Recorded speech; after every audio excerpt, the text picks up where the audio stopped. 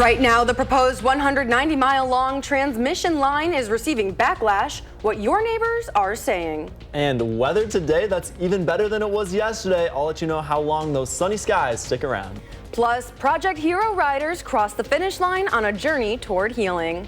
Good morning, and thanks for waking up with us this weekend. I'm Michelle Renee Quinn. And I'm Jason Carlson. It's Sunday, August 23rd. You're watching Weekend Morning, so thanks for joining us. Yesterday was beautiful. I was out kayaking. How can we even have better weather? The winds calmed down a little bit and it's just a bit cooler, so maybe not quite as good for kayaking, being on the water, but for anything else outside, it'll be just a skitch better than yesterday. All right, and it does look beautiful outside. Here's a live look. Yeah, a live look outside at our Dodgeville Upland Hills Skycam. We got that clouds filtering on in, but it's going to be mostly sunny throughout the day, and you'll notice it's cool out there. 54 for that temperature with those winds calm, which is a big change from yesterday. They're a little bit gusty, gusts up to 20 miles an hour, and I felt that when I was going on my bike ride yesterday. It was hard to go against the wind, but today it's calmed down and cooled off. 49 for your temperature right now in Wisconsin Dells, 49 in Marshfield, 50 up in Eau Claire, so chilly up there. Down here in southern Wisconsin, we're in those mid-50s, so a comfortable morning, good morning to have those windows open, but you will need a sweatshirt or some layers as you head outside today. Planning the rest of your day, it'll warm up nicely, a high of 78 today with a lot of sunshine, and it's going to stay that way. The nice weather continues into this week with temperatures around 80, but we do have some rain chances. I'll let you know which day next week we could see those highest chances of rain. All right, thanks, Jason. We'll be checking in shortly. In downtown Madison, police arrested 3 people during a protest near the Capitol Friday. Police say a group of protesters arrived near West Mifflin and North Carroll Streets right around 7 p.m. Police say protesters tried to block the intersection and paint the road. Officers got involved, resulting in 3 arrests. Police used pepper spray to disperse people near officers. The department says it's reviewing its use of force under the policy. In Greene County, a rural Belleville couple faces child sex crime charges following an investigation this month. Earlier this month, the sheriff's office received information about the alleged child sexual assault incident in Monroe and Exeter. Because of the nature of these allegations, the sheriff's office did conduct further investigations with assistance from the county's Child Advocacy Center. Investigators arrested Thomas and Deborah Cole of rural Belleville at separate residences on August 13th and 14th. Thomas was charged on the 18th with 2 counts of repeated sexual assault of the same child. That same day, Deborah was charged with 1 count of failure to act in the assault of a child. They are both still in custody and the investigation is ongoing. Thomas is scheduled to appear in court August 28th. Deborah is scheduled to appear on the 31st. To our Priced Out series now. In the last 2 years, homelessness has risen in Wisconsin, but it's still markedly better than 10 years ago. That's according to an analysis by the Wisconsin Policy Forum. Donald Kramer says the housing and urban development data is collected in a similar way around the country. Every January they do a point in time count, and so there's a window of maybe 7 to 10 days where all the agencies that deal with the homeless population are supposed to count them and submit that information. So it is tough to count this population. The analysis found Dane County saw a larger increase in homelessness than Milwaukee and rural areas. Looking ahead, the Reedsburg School District will be adding a referendum to its November ballot. If passed, the $83 million referendum would help the district fund a replacement for its Webb Middle School. The new school would be built next to the existing Prairie Ridge Intermediate School. Earlier this month, the board said Webb had the district's, quote, most significant facility challenges and had failing mechanical and electrical systems. As students prepare to return to the classroom next month for the Madison School District, the biggest lesson may be about the bottom line. Superintendent Joe Gothard is pressing for more state funding while residents are seeing climbing property taxes. This week on For the Record, host Elie LaLiberte and political reporter sits down with the superintendent.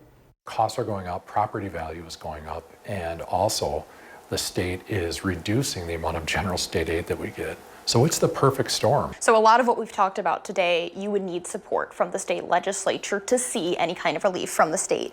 Now, the makeup of the legislature could change following these midterm elections. How much is riding on the results for MMSD?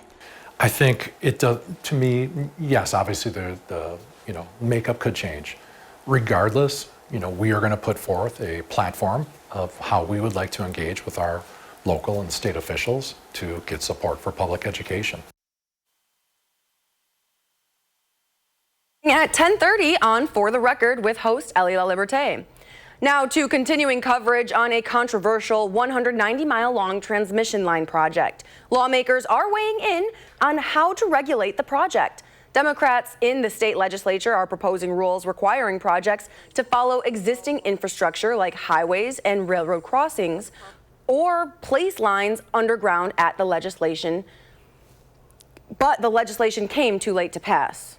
It does create more of a hierarchy of what the Public Service Commission can consider with a mega project like this. It's a cute idea in the sense of it gives you something to say that you're trying to help people, but it doesn't do anything in terms of actually solving the problem. Senator Paff plans to reintroduce the legislation in the next session, but passage remains uncertain. Meanwhile, Representative Tranel says the state needs comprehensive energy reform, including clean coal and small modular nuclear reactors. Both lawmakers acknowledge the problem, but face significant challenges finding a solution. News 3 Now reached out to both candidates for governor for comment, and you can find their responses at this story on channel3000.com.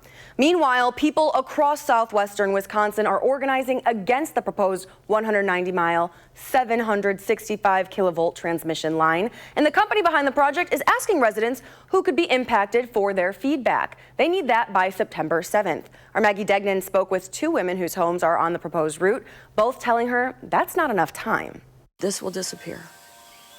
Diane Starling and her husband have lived at their home in Laval for nearly 12 years. It's our slice of heaven. Her home spans more than 40 acres of what's known as the Driftless area, a large peninsula of land known for its strong biodiversity. This is what we worked our whole lives for. Last week, Starling received a letter from Mid-Continent Grid Solutions. It said, by the way, we want to come through your region and you're on one of the proposed routes. Since then, she's gotten little sleep. Oh, I'm sick. We all are. The proposed route begins in Crawford County and ends in Walworth County before continuing to the state line. The route carves through several other counties across southwestern Wisconsin, among them Columbia. An hour away from Starling's home, Abby Schreiber is building hers on land she inherited after her father died last year. He spent a large portion of his life maintaining this land and advocating for the preservation of the farmland in this area. She too is concerned about the impact the project could have on the place she calls home. We feel that a gigantic 150 to 200 foot tower would significantly impact this land and destroy our natural habitat. The director of community engagement for MGS addressed those concerns in a statement to News 3 Now. It reads in part, quote, MGS will aim to avoid and minimize impacts to wildlife throughout the project lifecycle to the extent practicable. That was our Maggie Degnan reporting. Thank you. MGS is hosting a series of open houses this week across the impacted areas. The company hopes to make its submission to the Public Service Commission of Wisconsin early next year. Let's check in now on your certified most accurate forecast. Jason has that. Good morning. Good morning, Michelle Renee. We got a great Sunday coming our way. 76 for that high today, 77 in La Crosse and Eau Claire as well. And that's just below our average of 79 for this time of year. That average used to be 80, but now it's in those 70s as we continue our push towards fall. And it's going to feel like fall tonight. 46 could be that low in Wisconsin Dells, and if you're outside right now, it also does feel like fall with most of our temperatures in those lower 50s right now, but even a little bit colder for tomorrow night. So watch out for that, and maybe don't have those windows open. It could get a little too chilly in your house. But after that cool morning, we have a fantastic day on the way Monday with partly cloudy skies and a highs up in those mid 70s once again. But looking towards the middle of next week, we have Tuesday and Wednesday. Could see some rain chances. I'll track out what those storms could look like coming up shortly. All right, we'll be checking in. Thanks, Jason. Still ahead on weekend mornings, we're learning about skincare essentials. And your morning motivational quote today is from Frozen 2. When one can see no future, all one can do is the next right thing. Grandpappy said that. You're watching Weekend Mornings. We'll be right back. Keep it here.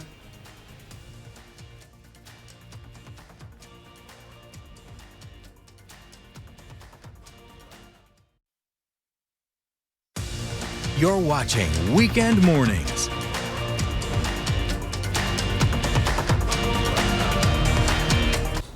Welcome back. If you've walked down the skincare aisle recently, you know the options can feel endless. Serums, toners, acids, masks, and creams, all promising glowing, younger looking skin. In this morning's health conversation with Dr. Rupa Shah, our Kyrian Lee is discussing skincare essentials. What's actually essential and what's more marketing than medicine? Joining us now is wellness coach and family medicine physician, Dr. Rupa Shah, to help us separate fact from hype.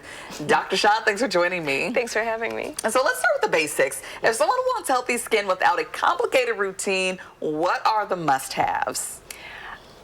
I think the simplest routine is usually the best, right? I'm always kind of less is more. So I think what you need is a gentle cleanser, a daily moisturizer, and then an SPF always, at least SPF 30 or higher. There is so much hype right now, of course, of using all different types of products and serums and creams. And it is a lot of hype, right? Because the simplest routine is usually the best. Consistency is always going to matter more than the amount of ingredients and types of products you use. And again, SPF is going to be the most important thing you do. And the more products we use, we forget that our skin also has a microbiome. So if we use too many products and too many things that can irritate our skin, we're going to disrupt that skin microbiome as well. And that's going to lead to more irritation and skin problems. Yes. Yeah. I think she knows what she's talking about. Have you looked at her skin lately? Popping. Yes. Well, many people see these influencers using dozens of products. Yeah. You got the serums, the toners, the specialty treatments necessary. Yeah. Are they all necessary? Because, you know, even myself, I found myself like, oh, I need this and I need that. But is it all necessary for treatment? No, most really are optional, not essential. Again, too many products can just irritate our skin. So keep it simple, keep it basic, but just be consistent. Have a morning routine that you do, and then have a nighttime routine. Never sleep with your makeup, you know, simple things like that. But oftentimes, a lot of these different products have chemical irritants in them. So people with sensitive skin really could suffer more than they could be helped by some of these products. So I think especially for women, don't buy into the hype. Okay, Yeah. You heard it here. Don't buy into the hype. Yes. Don't overspend into the hype. Yeah. Yes. So if someone wants to go beyond the basics, which ingredients have solid evidence behind them? And there are a few, and even myself, I've incorporated these over the years into my regimen. I think retinols or retinoids are a really important product. They've been shown in research to help with fine lines, wrinkles, collagen production, reducing acne. So you could start with a low-dose retinol in an over-the-counter product. Again, if you use too much retinol too quickly, it will irritate your skin and cause redness, burning, and rashes. So you have to be careful with retinol. But I do like retinols, and I think this is a great product as women are aging. Secondly, vitamin C serums. These do have some benefits. They're good for skin boosting, skin brightening, and they also serve as an antioxidant. And then lastly, I like chemical exfoliants, but a really mild acid, something like glycolic or lactic acid. Use it maybe 2 to 3 times a week. Again, don't overdo it, but this can just lead to evenness of the skin tone, a little bit of brightening, and just a little bit of anti-aging. So that could be another thing that someone could use to incorporate slowly over time into their regimen. Okay, Yeah. slow and steady as you Yes. put it into that routine. Yep. So what's the biggest misconception you wish people would maybe stop believing about skincare? That it's all about skincare, right? These are all things we put on our skin. I want people to focus back again about what you're putting in your body, because that really affects more your skin than any product you could use. So again, let's get back to the basics. Good nutrition, good sleep, stress reduction, and hydration, right? We can't substitute these things. So people that use a lot of products, yet they're still drinking a lot of alcohol or using all of these different serums and toners, etc., but still smoking. These things dehydrate our skin and cause premature aging and free radicals. So if you want to do more for your skin, just stick to the basic lifestyle habits, right? Sleep, nutrition, stress reduction. Okay. Yeah. It starts there. Yes. And then we can incorporate the products. Exactly. Yep. All right. Well, Dr. Shah, before we go, where can we find you? You can find me on Instagram at Wellness with Dr. Shah. All right. Thanks for joining me. Thank you. Here are those 3 things you need to know as you head out the door on this Sunday morning. It's going to be refreshing, a little bit crisp out there. Temperatures in those lower 50s. Might need a jacket as you step out the door. It's going to stay sunny all day. A very pleasant Sunday on the way. But we are tracking a storm and rain chance as we go into Tuesday night. So here's our high pressure system that's going to keep us sunny, clear skies, and great weather for today. Tomorrow as well, that'll stick around into our Monday. But as we go into Tuesday, that high pressure system leaves us, and that lets some storm chances sneak into the forecast. So let's take a little closer look at that on Futurecast. We could see a scattered shower or two, especially off towards La Crosse, Eau Claire, Prairie du Chien, and far western Wisconsin as we go into our Monday night. Then as we go into Tuesday morning, we could see some scattered storms develop. I think that'll be more across central Wisconsin, but this is possible. We see this line of showers move through. And then our biggest risk for some storms is going to be that Tuesday night window, especially for areas of western Wisconsin as these storms move out of Minnesota in those overnight hours, especially if there's that energy from the sun. If these storms strike during the day, they could get on the strong side. As we get towards sunset, though, you'll see them fade as they try and push into central and eastern Wisconsin, and we could even stay dry for many parts of southern Wisconsin. It may be a central Wisconsin rain event for those storms, and there is a marginal risk for some severe weather. As I said, if these get going during the day, they have that energy. They could have some gusty winds, small hail in there, and that's La Crosse, areas north, Eau Claire, kind of right in the center of that severe risk for Tuesday afternoon and evening. But for today, we'll jump back to our very pleasant weather. If you're going to fire up that grill, we got perfect weather. It's going to be mostly sunny all day, temperatures in those 60s and 70s for the day, and it's going to be great out there. Looking at that 10-day, we have more nice weather on the way. 80s for much of next week, except for that rain chance Tuesday night into our Wednesday. Very blue skies you're going to see out there. Similar story here in Madison as we have a splendid Sunday, very nice Monday and Tuesday on the way, but watching that rain chance as we push into Wednesday. All right, thanks, Jason. Still ahead, we're talking about veterans riding 400 miles toward recovery. But first, here's a quick look at your gas prices this morning. An average gallon of gas in Wisconsin is up to $3.93. It's still below the nationwide average of $4.10. Keep it here. Weekend Mornings. We'll be right back.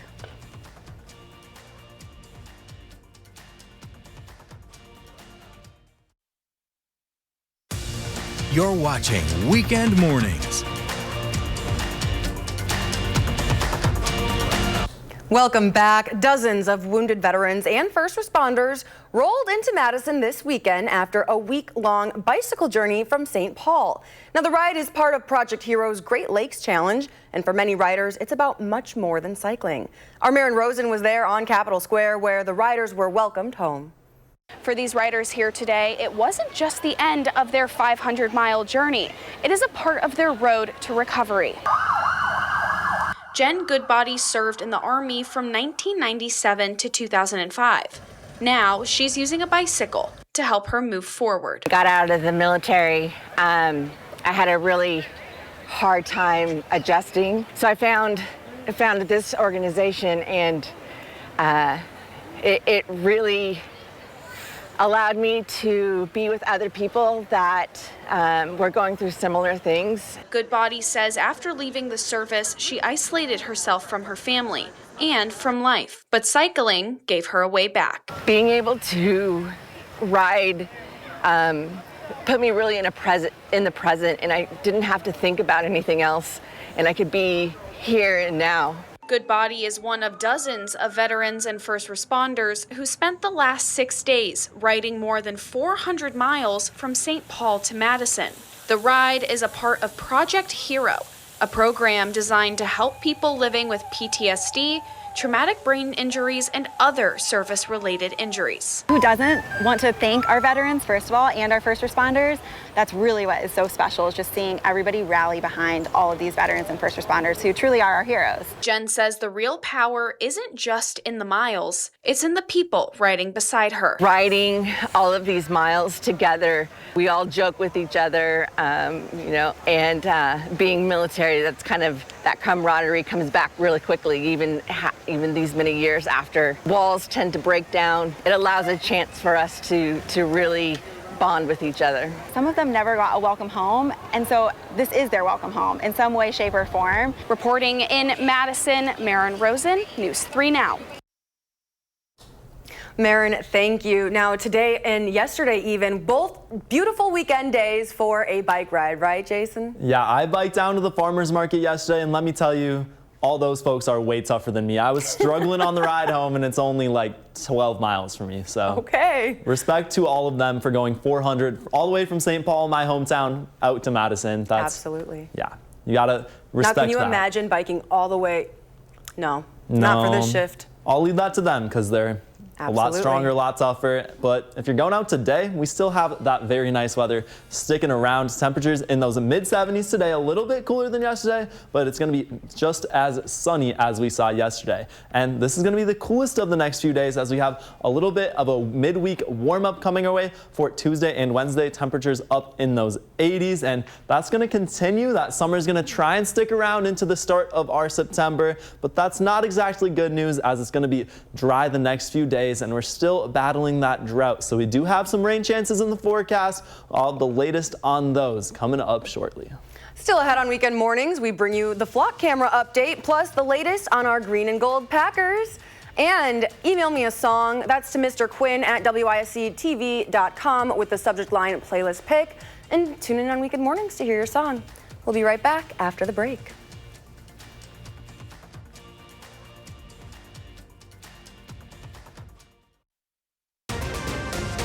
Right now, new maps fuel the fight for control of Wisconsin government. And the nice weather continues. We got more sunshine, but some storm chances are in that forecast. Plus, how one boy is paying it forward for local hospitals. And how you can prepare for your devices for severe weather. Good morning, and thanks for waking up with us this weekend. I'm Michelle Renee Quinn. And I'm Jason Carlson. It's Sunday, August 23rd. You're watching Weekend Mornings. We've got a beautiful start to ours. Jason, thank you for this weather this morning. I don't control it, but you're welcome, Michelle Renee. We got this gorgeous weather as we take a live look outside at our Dodgeville Upland Hills Skycam. 54 degrees and just clear skies. It's going to be a very nice one out there. Winds out of the west at 5 to 10 miles an hour today. A lot less breezy than we saw yesterday. I saw a lot of sailboats out on the lakes, and I was a little bit jealous of them yesterday. As those temperatures right now, not quite lake weather yet, still in those mid-50s down in southern Wisconsin, and even a 40 up in Marshfield, 49 in Marshfield, 51 Eau Claire. It's a chilly one out there. You might need that sweatshirt out there this morning, and it's not going to stay that way. That sun comes out, it'll warm up nicely. 70 degrees by 11 o'clock in those mid-70s for this afternoon. A very great summer day, and those temperatures are going to stay nice and seasonable around 80 degrees for much of the next week, but we do have some rain chances to talk about. I'll let you know which day next week we have the best shot for some rain. All right, and we'll be checking in shortly. Thank you, Jason. We do begin this morning at the state capitol, where the battle is brewing over who could control all three branches of the state government. Democrats are eyeing a political trifecta. That means control of the state Senate, Assembly, and governor's mansion. Meanwhile, Republicans currently control both chambers of the legislature, but Democrats argue that majority is up for grabs. When it comes to the Senate, one of the biggest factors is new legislative maps that took effect in 2024. This is our opportunity to test these incumbents who have had to rely on these safe gerrymandered districts for the first time in the state Senate. Despite the new maps, our candidates are out there introducing themselves, hearing what's on voters' minds, and making the case as to why they should get elected. Both parties are looking at the same map and seeing two very different paths to power. You can find more analysis on the potential for this trifecta on our website, channel3000.com. Around the state, the Republican gubernatorial candidate Tom Tiffany brought his campaign to discuss protecting Wisconsin farmland. Tiffany is touring the state addressing industrial projects like data centers. He says they threaten farms. The candidate pledges to end tax subsidies for data centers and give communities a say before projects are built. We are seeing this industrial scale wind, solar, and data centers that have come about, covering our field. You should not have your land purchased here in Wisconsin and then be stuck with the bill also. Meanwhile, Democratic opponent David Crowley says he will end tax breaks for tech companies with no oversight. The free ride, as well as the big tax breaks that these big tech companies have been getting with no oversight, it's over under a Crowley administration. Not one single penny will be passed on to Wisconsin taxpayers in the state of Wisconsin. The general election is November 3rd, and the information you need to help make informed decisions is right here. You can join political reporter Ellie LaLiberte on For the Record. She's got the wider look at Wisconsin's current political landscape. And again, that's right here every Sunday morning at 10:30. A 75-year-old is facing charges after an investigation found a significant quantity of child sexual abuse materials on electronic devices during the investigation. Sheriff's deputies searched a home in Prairie-du-Sac in early February. They seized cell phones, computers, and other electronic storage devices. Investigators later reportedly found a, quote, significant quantity of child sexual abuse material. Dennis Rolke faces 1 count of possession of child pornography and 1 count of virtual child pornography. Court records show he's scheduled to appear in court Tuesday morning. A Waunakee man will serve 9 months in Dane County Jail after a court sentenced him in a case involving him threatening a woman with a gun. Harry McCormick was sentenced after prosecutors alleged he threatened the woman in December of 2025. She escaped before police arrived, and when she had returned, McCormick displayed a weapon that appeared to be a folding switchblade knife. He avoided law enforcement after they tried to contact him and was convicted of failing to comply with an officer's attempt to take a person into custody, disorderly conduct, and mistreatment of animals causing death.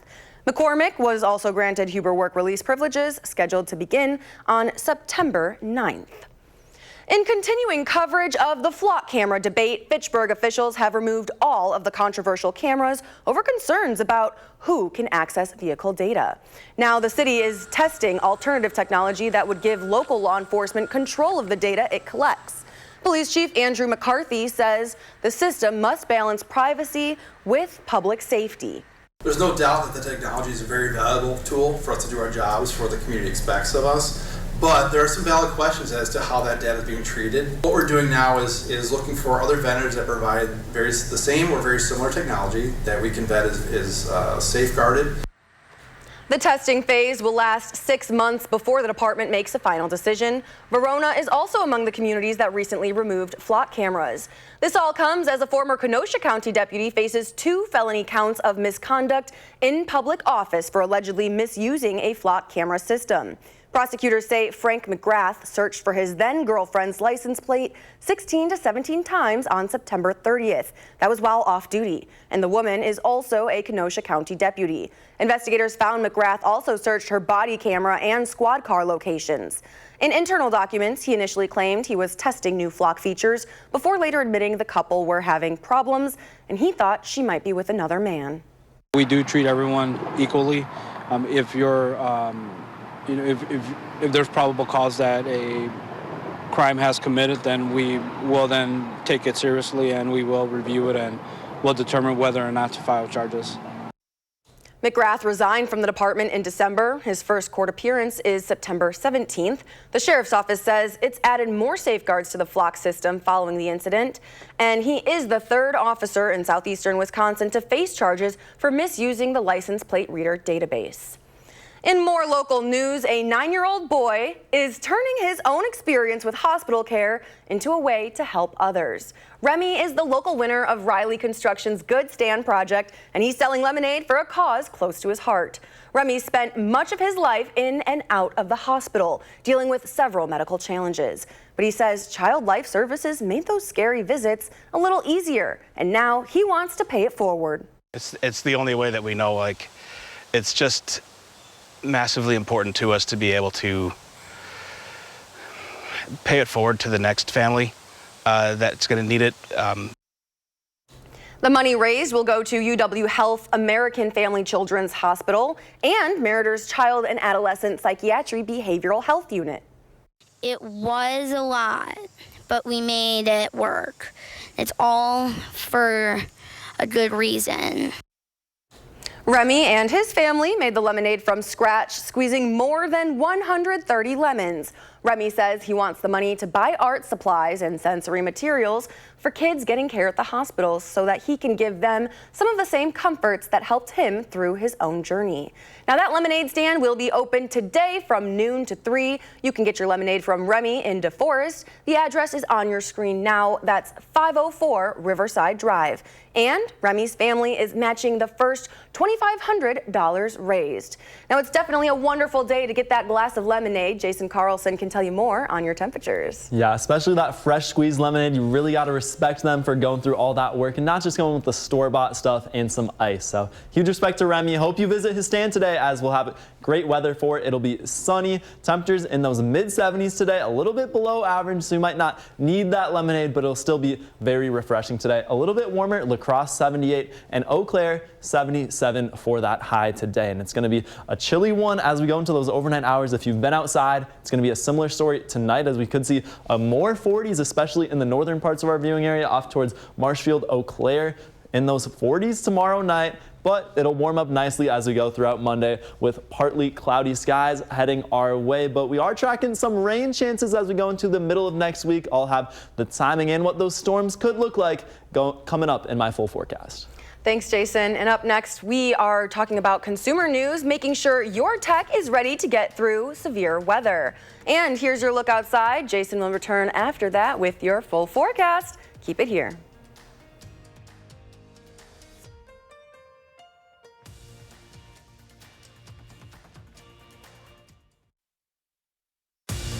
You're watching Weekend Mornings. Welcome back. We've all seen the severe weather these past few months, in some places leaving a path of destruction. From baseball-sized hail to tornadoes, this is the perfect time to prepare yourself for an emergency situation. And that's why joining me now to talk about preparing for severe weather is Chris Kaporal. Thank you so much for having me. Thank you for joining us. And so you do have a list of tips here for us. The first one is to download local apps. Exactly. So the big thing is understanding exactly which devices you're going to rely on most in the event of a long-term power outage or a severe storm event. So that could be our smartphones, our tablets, and our laptops. And so first we'll be downloading or updating any of the apps you think you might rely on. So that's the First Warn Weather app, the Channel 3000 app, your social media platforms, your local utility company, or even the My Spectrum app. So these are the best way to get the most up-to-date information quickly in the event of storms and long-term outage events. Absolutely. And now we should make sure also to have the emergency notifications turned on phones and things like that. Yeah, so these emergency alerts, when there's a tornado warning coming through or a watch, that it could be a little startling when everyone's phones go off at the same time, but these are valuable resources to make sure that everyone's aware of what's happening around them. And how can we prepare our devices? So the first step would be making sure they're fully charged. Maybe the night before a big storm rolls through, our phones, our tablets, and our laptops are fully charged. If you have portable chargers, power banks, anything like that too, making sure you have that extra battery life available to you. And our laptops and tablets can also act as secondary chargers for our phones. So obviously if you plug your phone into your laptop, it'll pull a charge as well. So it's a great resource to make sure you have all the battery life available for your phone. Now, a lot of the times when severe weather hits, power lines go down, service goes out, and people have a really hard time getting the information that we need. But you guys brought this here to talk about today. Now, this is Wi-Fi. Yes, so it's a new Invincible Wi-Fi system. So it's just like any other router you have, except it has a 5G cellular connection and a battery backup. So if the power goes out, the internet is interrupted, it'll automatically transition your home Wi-Fi network to cellular data. So instead of having to hotspot or whatever it might be, it'll automatically keep your system online. So it's great for people who work from home. It's great for people who have home security systems or a lot of smart devices in their house to keep your Wi-Fi online for 8 hours at a time. So it's a really cool product and something someone should consider if your home Wi-Fi network is that valuable to you.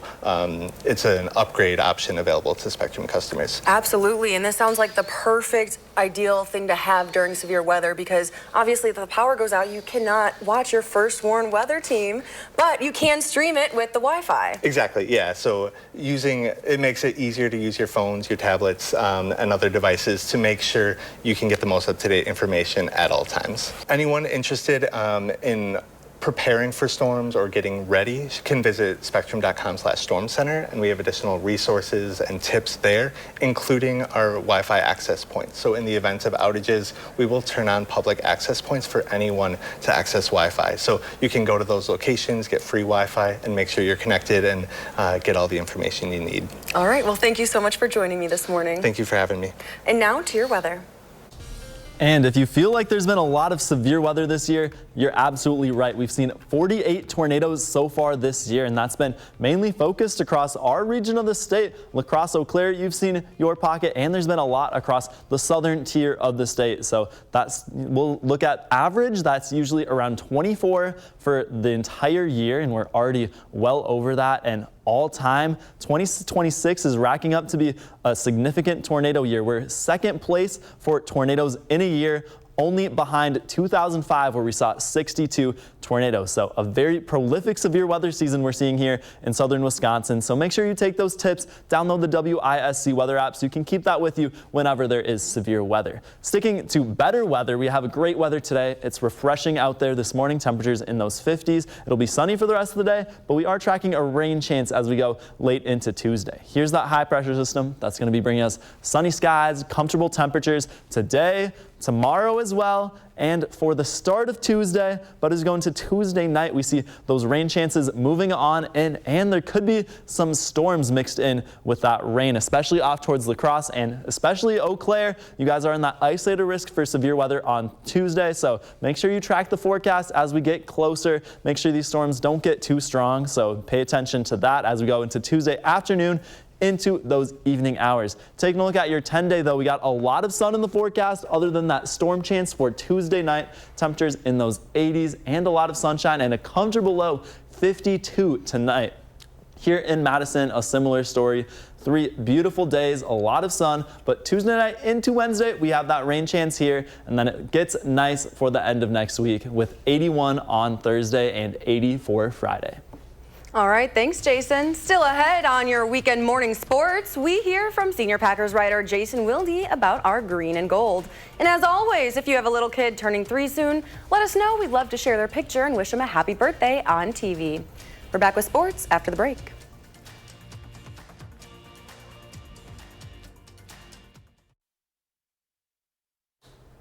Welcome back. Packers rookie kicker Trey Smack is perfect through 2 preseason games, including 3 field goals from 50 yards or more. But as our senior Packers writer Jason Wilde reports, Green Bay's special teams coach is keeping expectations in check. And now, weekend morning sports, brought to you by TDS. Early in training camp, when Packers rookie kicker Trey Smack was struggling with his accuracy in practice, Packers special teams coordinator Cam Achord did not panic. He believed that if Smack stayed the course, he'd be fine. On the flip side, 2 preseason games into Smack's career, he hasn't missed. He's 7 for 7 on field goals, including 3 from 50 yards or farther, and he's made all 3 of his extra points. He even had a 58-yarder in Pittsburgh that didn't count. That's how good he's been, and he made all 4 of his field goals in Denver on Friday night. But as much as Achord wasn't panicking early in camp, he's not crowning now. He's had 2 good games, but they're only 2 games. I'm probably more inclined of, when you're doing good, try to find something, than the other way. He's had 2 good games, which is a credit to him, but it's still a long way to go. Obviously, we're going to get a chance this week to actually kick in the stadium we play in, so that's going to be really good too. But I think anytime you're looking at anywhere it's positive or negative, you got to be even keel with it and take the good with the good and for what it's worth, but also the bad with the bad and know what you're working for. So I don't try to get too high when it comes to that, especially when reflection. Now, in the moment, you're excited, all that type of stuff. But when you're looking back on it, you're just trying to stay even keel and making progress with it. We've got more on Smack and everything you need to know from Friday night's Packers win over the Broncos right now on our website, channel3000.com. And while you're there, don't forget to sign up for our Packers newsletter, which is approaching 3,000 subscribers, so you, like them, can get all of our Packers coverage delivered directly to your inbox every single day. In Green Bay at Lambeau Field, Jason Wilde, channel3000.com.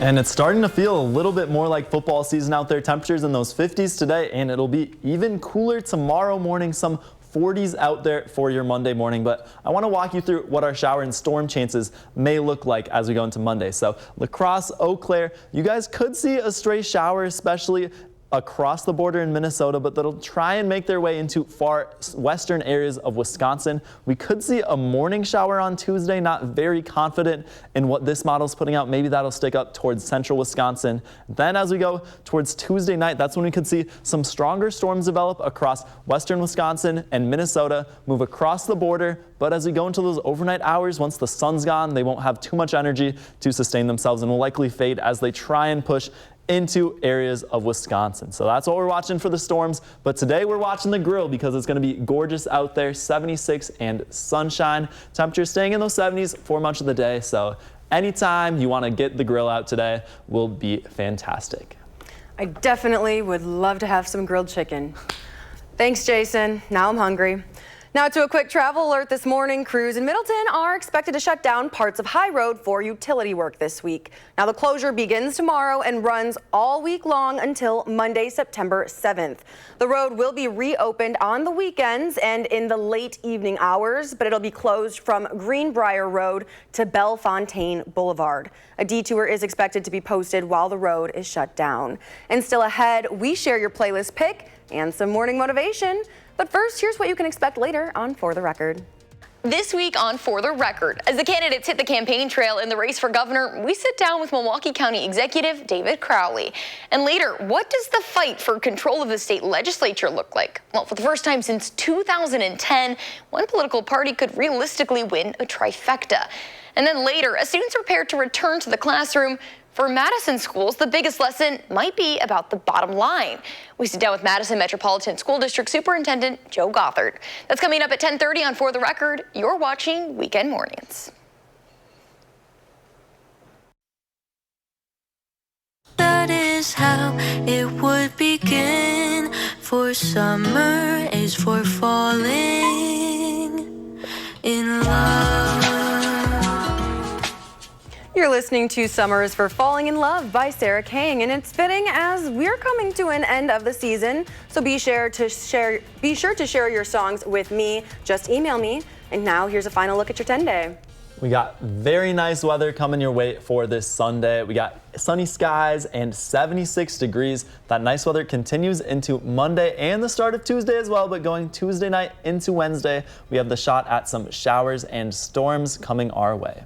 And your motivational quote is from Frozen 2. When one can see no future, all one can do is the next right thing. Grandpappy said that. Thanks for watching Weekend Mornings. Join us next Saturday live at 5 and 8.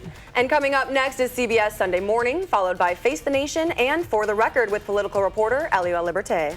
Our next newscast is coming up at 5:30. You can find us streaming 24/7 on Channel 3000+. Have a great weekend and happy Sunday.